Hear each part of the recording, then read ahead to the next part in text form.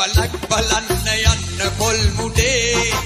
කොල්ලෝ 75 දෙනෙක්ම පොල්ලේ එල්ලුනේ පොල්ලෙලි වලක් බලන්න යන්න පොල් මුඩේ කොල්ලෝ 75 දෙනෙක්ම පොල්ලේ එල්ලුනේ කරුමෙට පොල්ල ගැලවුනේ 10ක් දැම්ම රෝහලේ තිබ්බෙලිගෙට